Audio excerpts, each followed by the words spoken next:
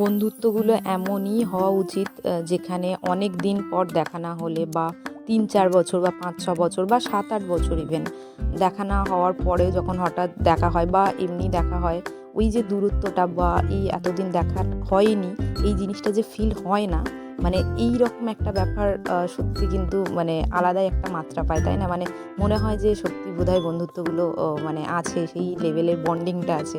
বাস আসবে, আমি ওয়েট করছি। আর এই ফ্রেন্ডস লেখা জামাটা এটা আমি হাসির জন্যই পরেছি, মানে দেখা করবো সেই জন্য।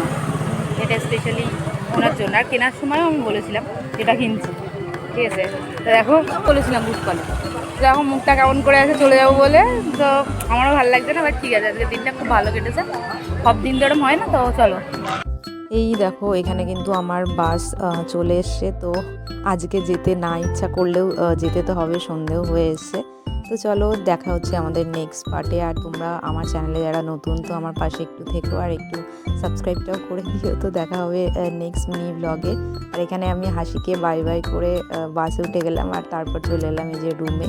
তো আজকের দিনটা কিন্তু বেশ বেশ ভালো কেটেছে। চলো, টাটা।